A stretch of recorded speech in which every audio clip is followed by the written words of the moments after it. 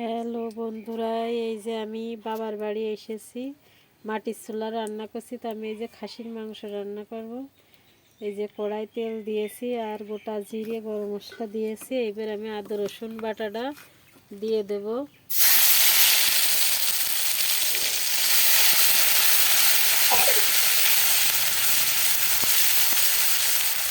এই যে আলুটা ভালো করে ভেজে তুলে রেখেছি। আর এই পেঁয়াজ রসুন আদা রসুন পেঁয়াজটা দিয়ে দিলাম তেলে। এটা একটু কষিয়ে নেব। মাটির চুলায় রান্না বন্ধুরা।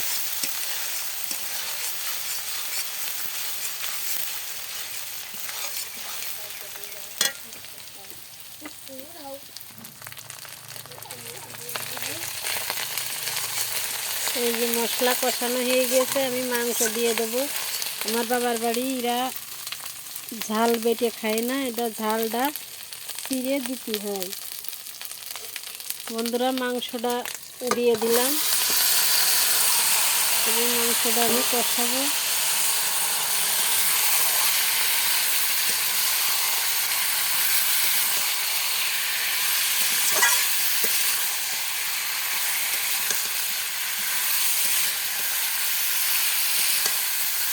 দেখতে থাকুন মাংসটা আমি কষাই কীভাবে। এই যে বন্ধুরা আমি কষাচ্ছি, তবে একটু মশলা বাটা জল সেটা আমি একটু দিয়ে ঢাকা দিয়ে আমি এইভাবে সুন্দর করে মাংসটা কষিয়ে নেব। আমাদের এখানে ঝালের গুঁড়াও খায় না, বা ঝাল বেটেও খায় না, ঝালটা চিড়ে তাই দিতে হয়। তাই সেইভাবেই দিয়েছি বন্ধুরা। এর কালার খুব একটা সুন্দর আসবে না, কেননা আমি ঝালের গুঁড়োও ব্যবহার করছি না, ঝাল বাটাও আমি এটি দেওয়া হচ্ছে না। এখানকার রান্নার যেমন নিয়ম সেভাবে আমি রান্না করছি বন্ধুরা। আমার বাবা ঝালের গুঁড়াও পছন্দ করে না, ঝাল বাটাও পছন্দ করে না।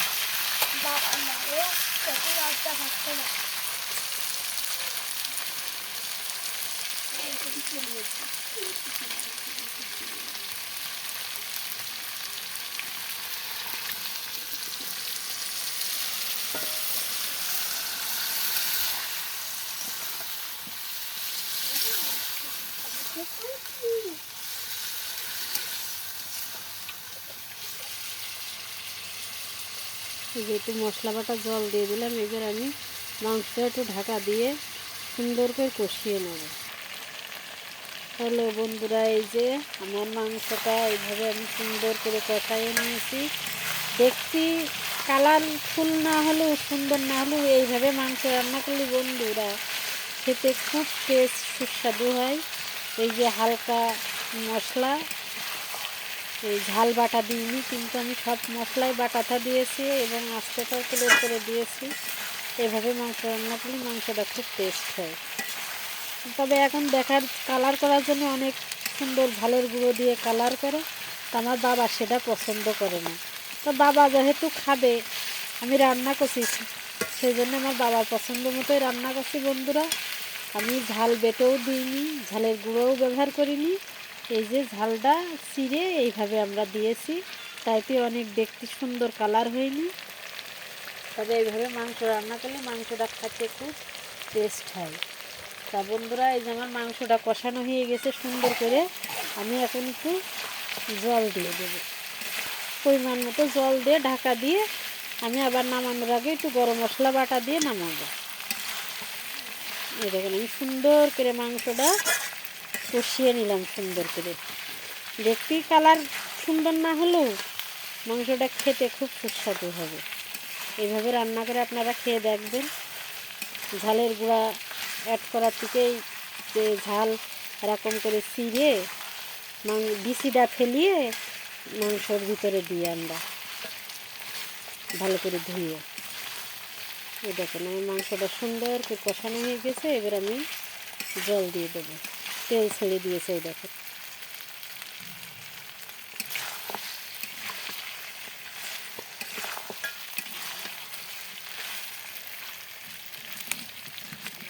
মাটির চুলায় অনেক দিন রান্না করিনি।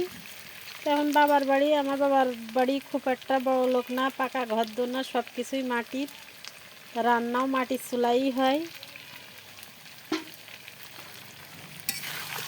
এবার আমি জলটা দিয়ে দেব। তেল ছেড়ে দিয়েছে, সুন্দর করে কষাইয়ে নিলাম মাংসটা।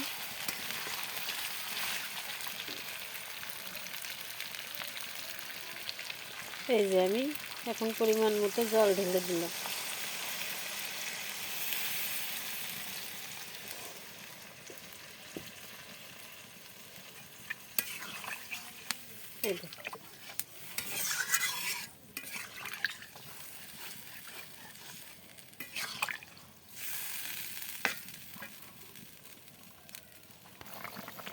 এই যে টকবক করে ফুটছে,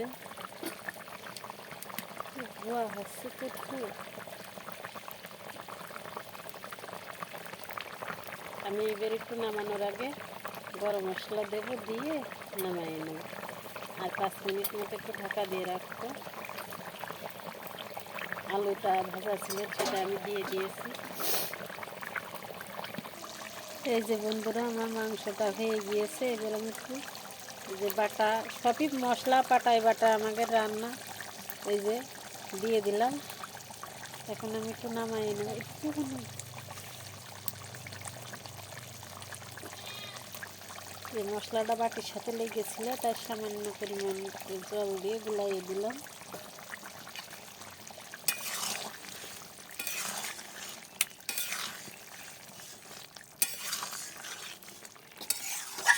সূর্যের আলো লাগছে এই দিকতে। এই যে আমার মাংস রান্না কমপ্লিট। এবার আমি ঢেলে নেব। বন্ধুরা ভিডিওটা এই পর্যন্তই। যদি ভালো লাগে একটা লাইক কমেন্ট দেবেন। ধন্যবাদ সবাইকে, ভালো থাকুন।